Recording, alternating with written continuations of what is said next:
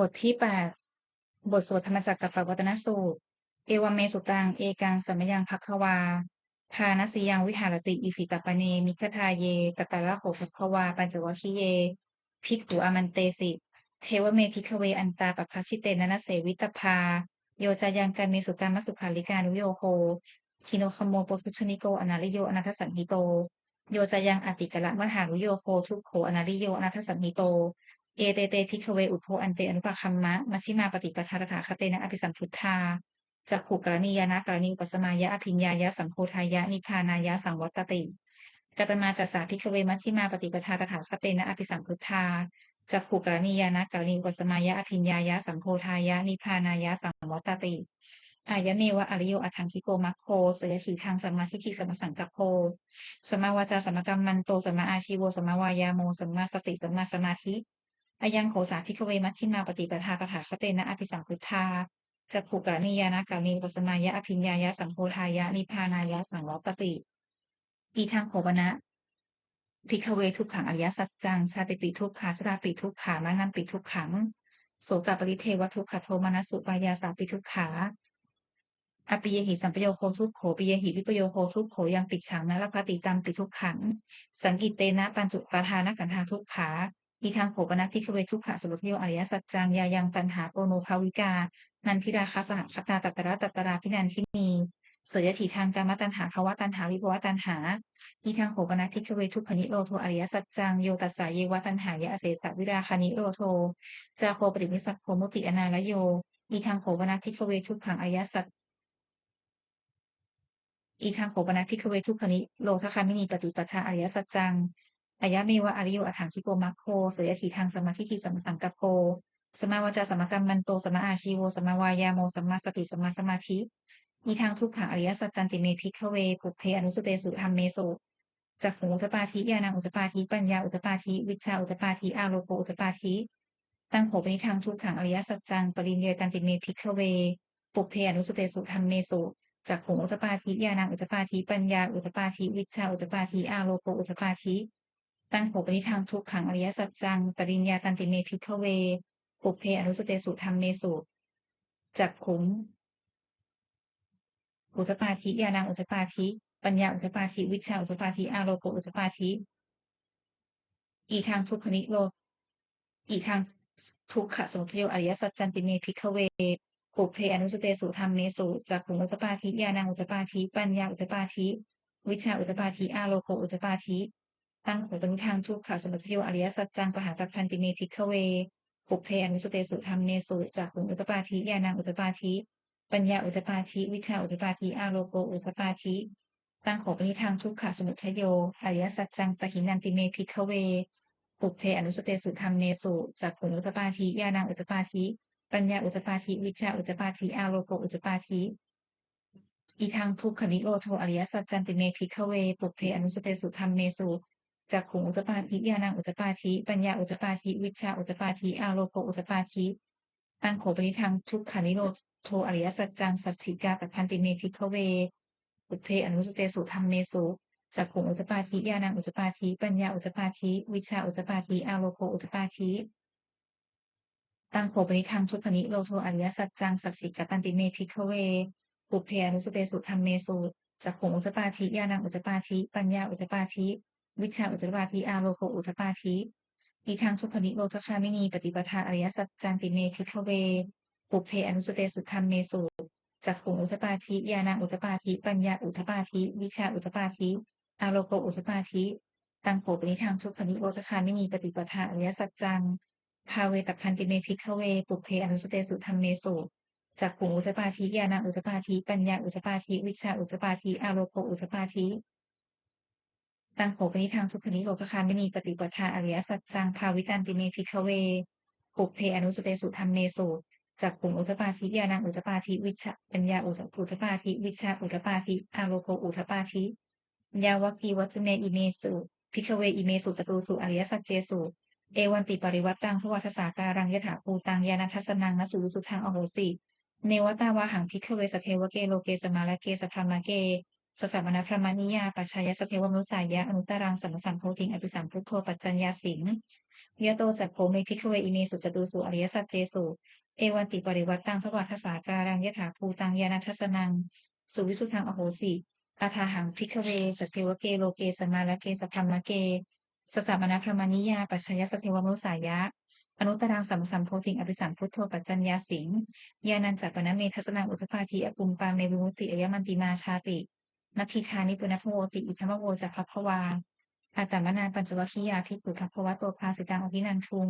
อามัสมิงจัปนาเวยากรณสมิงพัญญมาเนอายสมะโตกนทัญญสวิรชังวิปัมมะลังธรรมจักปุณอุตปาทิยังกินจิสมุทยธรรมังสัพพันตังนิโรธธรรมันติ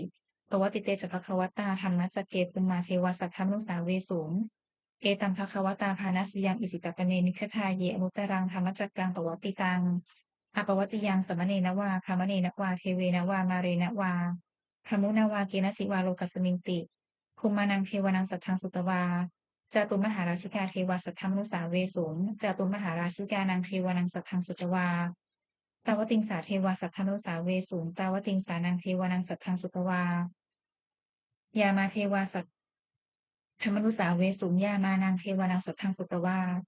ตุสิตาเทวาสัทธรรมนุสาเวสูงตุสิตานังเทวานังสัทธังสุตวานิมมานรติเทวาสัทธรรมนุสาเวสูงนิมมานรตินังเทวานังสัทธังสุตวาปรนิมมิตวสวัตติเทวาสัทธรรมนุสาเวสูงปรนิมมิตวสวัตตินังเทวานังสัทธังสุตวาพระมกายิกาเทวาสัทธรรมนุสาเวสูงเอตัมภควตาพามรณสียังอีสุปปเนมิคทายอนุตตรังธรรมจักกังปวัตติตังอปวัตติยังสัมมเนนะวาพระมเนนะวาเทเวนะวามาเรนะวาพระมุนาวาเกณจิวาโลกัสมินติอิติหาเตนะคเนนะตานุหุเตนะยาวะพรหมโลกาสัทโธอภุคัจฉิอายัญจัตทัสสหัสสีโลปทาตุสังกัมปิสัมปกัมปิสัมปเวทีอปมาโนจะโอราโลโอภาโสโลเกปาตุระโหสิอติกรรมเมวะเทวานังเทวานุภาวังอาราโภภควาอุทานังอุทานีสิอัญญาสิวัตโกกนทันโยอัญญาสิวัตโกกนทันโยติอิติหิหังอายสมะโตกนทัญญสะอัญญากนทันโยเตวะนามังอโหสีติบทที่9พุทธานุสติอิติปิโสภควาอรหังสัมมาสัมพุทโธวิชชาจรณะสัมปันโนสุขโตโลกวิทูอนุตตโรปุริสธรรมสารถีสัทธาเทวมนุสานังพุทโธภควาติบทที่10ธรรมานุสติสวากขาโตภควตาธรรมโมสันทิฏฐิโกอากาลิโกเอหิปัสสิโกโอปนายิโกปัจจักตังเวทิตโพวินยูฮีติสุปบทที่11สังขานุสติสุปฏิปันโนภควโตสาวกสังโฆอุสุปฏิปันโนภควโตสาวกสังโฆยะยะปฏิปันโนภควโตสาวกสังโฆสามีจิปฏิปันโนภควโตสาวกสังโฆในที่ทางจัตตาริปุริสยุทธานิอัฏฐปุริสกุปพลาเอสัพพะวะโตสาวกสังโฆอาหูเนยโยปาหูเนยโยทักขีเนยโยอัญชลีกระนิโยอนุตตรังปุญญเขตังโลกัสสาติบทที่12สกัตตวาสกัตตวาพุทธรัตนังโอสถังอุตมังวรังทีตังเทวมนุสานังพุทธเตชินะโสทินานัสสันตุปัทวาสัพเพทุกขาวูปัสเมนตุเตสกัตตวาธรรมรัตนังโอสถังอุตมังวรังปริลาหุปสัมมนังธรรมเตชินะโสทินานัสสันตุปัทวาสัพเพพยาวูปัสเมนตุเตสกัตตวาสังฆรัตนังโอสถังอุตมังวรังอาหุเนยังปาหุเนยังสังฆเตชินะโสทินานัสสันตุปัทวาสัพเพโรคาวูปัสเมนตุเตบทที่13พระคาถาชินบัญชรสมเด็จพระพุทธจารย์โตพรหมรังสีชยาสนากตาพุทธาเชตวามารังสวาหนังจตุสัจจาสพังและสังเยปิวินสุนนราสภาตันหังกราพโยพุทธาตถาวิสติตายกาสัพเพปฏิกิตามยหังมัทเกเตมุนิสราสีเสปฏิกิโตมยหังพุทโธธรรมโมทวิโรจเนสังโฆปฏิกิโตมยหังอุเรสภาพุนาปโรหัทเยเมอนุรุโทสาลีปุตโตจทักขิเนกวนทันโยปริภาคัสมิงโมคลาโนจวามะเกทักขิเนสวเนมยหังอาสุอันพราหุลากัสโปจมหานาโมอุภาสุวามโสตะเกเกสโตปริภาคัสมิงสุริโยวัปพังกโรนิสิโนสีสังปันโนโสภิโตมุนิปุงคะโวอุมาลกัสโปเทโรมเหสีจิตวาทโกโสมยหังวัฒเนนิจังปฏิทาสิพุนากโรปุโนอังคุลิมาโลจะอุปาลีนันทสีวลีเทระปัญจอิเมชาตานาราเปตุลกามะมะเสสาสีติมหาเทราวิชิตาชินสาวกาเอเตสีติมหาเทราชิตวันโตชิโนรสาสรันตาเสือเตชนะอังควางเคสุสันทิตารัตนังโตโตอาสิทักขิเนเมตสุตกังทัชคังปัจโตอาสิวาเมอังคุลิมาลกังขันธโมราปริตันจะอาการัญญสุตกังอากาเสชนังอาสิเสสาปาการสังทิตาชินานานาวรสังยุตตาสัปปะการลังกา วาตาปิตาทิสัญชาตาภายาชตุปัฏฐวาอาเสสาวนิยังยันตุอนันตชินาเตชะสาวสโตเมสกิเจนะสทาสัมพุทธปัญชเรชินาปัญชระมัจฉัมหิวิหารันตังมหิตะเลสทาปะเรนตุมังสัพเพเตมหาภวิสาสภาอิเจวมันโตสุขโตสุรัตโภชินานุภาเวนะชิตุปัฏฐโวธรรมานุภาเวนะชิตาริสังโฆสังฆานุภาเวนะชิตันตรายโยสัทธรรมานุภาวะปาริโตจารามิชินาปัญชเรติบทที่14บทสวดพหุงมหากาพาหุงสหัสมัคคินิมิกสาวุทันตังคลีเมฆลังอุคิตโครัสเสนนารังธานาทิทังวิธินาชิตวามุนินโทตันเตชะสาภวตุเตชยมังคลานิมาราติเรกมัคคิวชิตสัพพรติงโคลัมปนาลวกมัคขังมัทัตยักขังขันติสุทันตวิธินาชิตวามุนินโทตันเตชะสาภวตุเตชยมังคลานินาราคิริงคชวรังอดิมัตตภูตัง ภาวคิจกรรมัสนีวสุธานุนันตังเมตตัมปุเสกวิธินาชิตวามุนินโทตันเตชะสาภวตุเตชยมังคลานิอุคิตตคัตถมติหัตถสุธารุนันตังภาวันติโยชนะปะถังปุริมาละวันตังอิทธิพิสังขตัมมโนชิตวามุนินโทตันเตชะสาภวตุเตชยมังคลานิกัตตวานกัตถมุทรังอิวคัพพินิยาจินจายทุตถวจนังชยกายมัชเช สันเตนะโสมวิธินาชิตวามุนินโทตันเตชะสาภวตุเตชยมังคลานิสัจจังวิหายมาติสัจจกาวาทะเกตุงวาทาพิโรปิตมนังอติอันทภูตังปัญญาปทีปชาริโตชิตวามุนินโทตันเตชะสาภวตุเตชยมังคลานินันโทปนันทพุชคังวิพุชังมหิทิงปุตเตนะเถระพุชเคนะธมาปยันโตอิทูปเทสวิธินาชิตวามุนินโท ตันเตชะสาภวตุเตชยมังคลานิทุกขาทิฏฐิปุชเคนะสุทัตถหัตถังธรรมังวิสุทธิสุติมิตทิปกาพิธานังยานาคเทนวุธินาชิตวามุนินโทตันเตชะสาภวตุเตชยมังคลานิเอตาปิพุทธชยมังคละอัตถคาถาโยวาจโนทินาทิเนสรเตมตันทีหิตวานเนกวิวิธานิจุปัทวานิโมขังสุขังอธิคเมยนาโรสัปปัญโยมหาการุณิโกนาโถหิตายสัพพปานินัง ปูเรตวาปารมีสัพพาปัตโตสัมโพธิมุตตมังเอเตนะสัจจเวเชนะโหตุเตชยมังคลังชยันโตปทิยาโมเรสักยานันนันนิวัฒโนเอวังตวังวิชโยโหหิชยสุชยมังคะเลอาปราชิตปัลลังเกสิวเสปทัพพิโกคะเลอภิเสเกสัพพพุทธานังอคัปปโตกโมทติ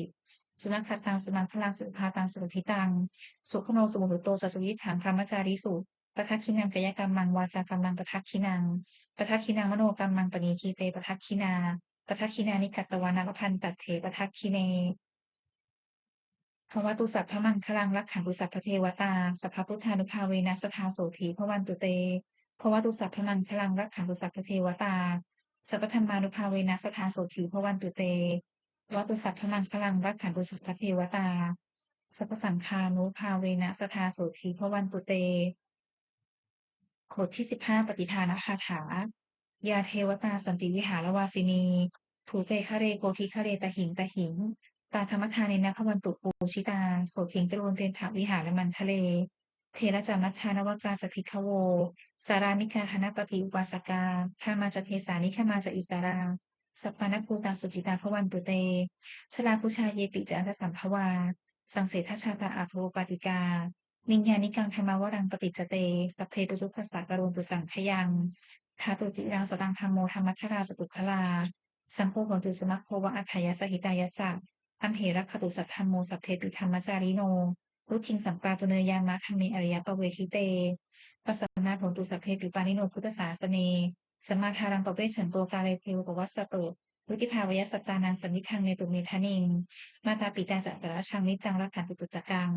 เอวังธรรมเมรนาชาโนปชังรักขันตุสัพพทาบทที่16เทวตาอุโยชนะคาถาบททรงเทวดา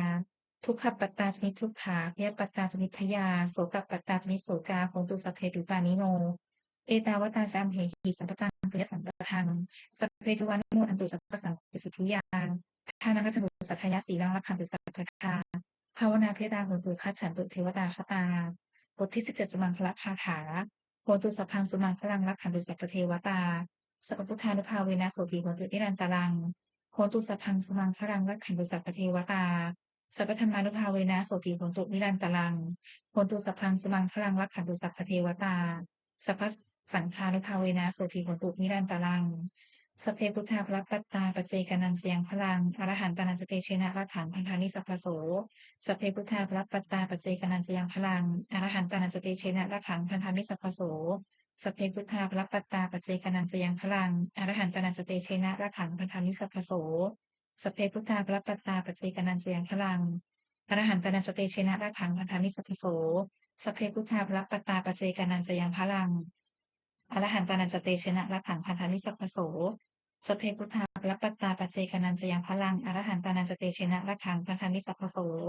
สัพเพพุทธาภรปัตตาปัจเจกนันจะยังพลังอรหันตานันจเตชนะรักขังพันธานิสัพพโสสัพเพพุทธาภรปัตตาปัจเจกนันจะยังพลังอรหันตานันจเตชนะรักขังพันธานิสัพพโส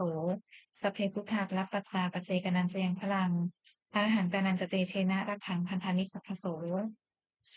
ด้วยอานุภาพแห่งสัจจะอธิษฐานอานุภาพแห่งความเพียรและในส่วนของการบูชาพระตนตรัยด้วยการสัญญาบทสวดมนต์พระสุทธปริตและพระคาถาเหล่านี้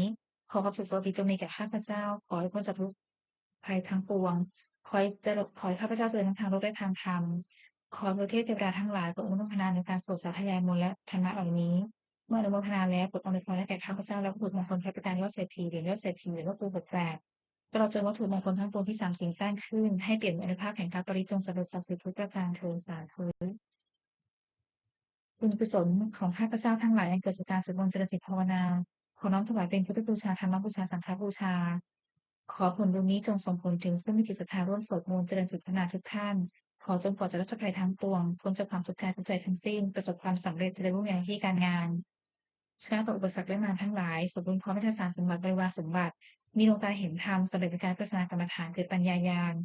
และเจริญด้วยจตุรพิธพรชัยทั้งสี่คืออายุวันนะสุขภาพพละเทิน ขออนุโมทนาบุญกับครอบครัวญาติสนิททุกท่านค่ะสาธุ